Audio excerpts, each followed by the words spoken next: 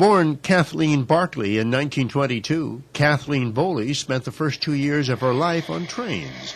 She and her mother literally traveling the circuit through the major cities of Canada's West with her father, a Princess Patricia's World War I veteran, while he carried out his duties with the Soldiers' Settlement Board, the beginning of what is now the Department of Veterans Affairs. But with the imminent arrival of her baby sister, the family decided it was time to adopt a more traditional lifestyle, settling down in Calgary, then Winnipeg, and eventually Ottawa, where Kathleen would finish secondary school. I had a trade because from high school my father said, "I'm sorry, I've got 2 sons to educate. I can't send the girls to university. But I'll send you to, well, you can be a nurse or a teacher or a stenographer." And I was a born non-nurse and a born non-teacher, so I ended up being a stenographer. By now, it was 1942. The Second World War had been raging in Europe for 3 years, and many of her male schoolmates were fighting with the Canadian forces there. Now, with women for the first time permitted to sign up for active duty and undoubtedly influenced by her father's military background, it seemed natural for Kathleen to consider her own contribution. The newspapers were full of the invasion of Czechoslovakia, the invasion of Poland, and all of the dreadful things that were happening. And they were going to invade England. I had to stick up for myself. And your country. Well, exactly. And everybody else's country. The Wren Association outfit that you're wearing today makes it clear which of the forces you joined. Why the Navy? Well, the thing was that I had bad feet, so I decided to join the Navy because I figured on board ship you didn't do too many route marches. And I liked the uniform.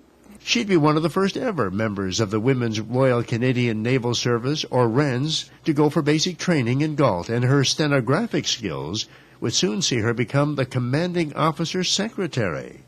Then came an opportunity for overseas service. The categories they wanted were postal clerks and secretaries, so I put my hand up and I was accepted.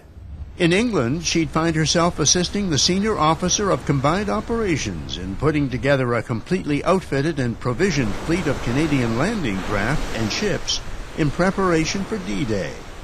After that, a posting to Great Yarmouth, an MTB, motor torpedo boat base on England's east coast. Then, accompanying her commanding officer as his personal secretary, she'd cross the North Sea to Ostend, Belgium, with a flotilla of MTBs to be installed in German E-boat pens, recently taken over by the Allies. It was while there, in that theater of war, that she'd become eligible for a medal that no other Canadian Wren would ever receive. Anybody who served 6 weeks in France, Germany, Belgium, and Holland all got this France and Germany star. Army girls and Air Force girls have this medal, but only one Navy.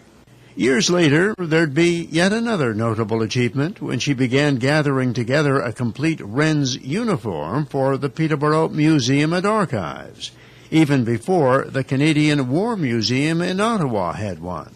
She'd given away or mislaid over the years much of her own uniform, so she had to start virtually from scratch.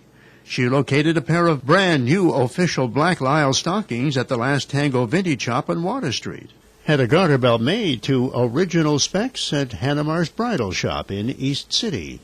And guided by a picture of fellow Wrens, she was able to confirm the accuracy of a pair of black Oxfords available at a Toronto vintage shop. One girl was sitting on the end of the couch, and her foot showed in the photograph how many eyelets the shoe had. So I was able to get a pair of correct Navy issue. Now, 65 years after she proudly wore her Wren uniform in service to her country, she is still moved by the remarkable resiliency and appreciation of the British citizens she came to help. I still get emotional because they would say, come and have a cup of tea. It's so wonderful for you to come so far from your homes to fight for us. And out of what they were putting up with.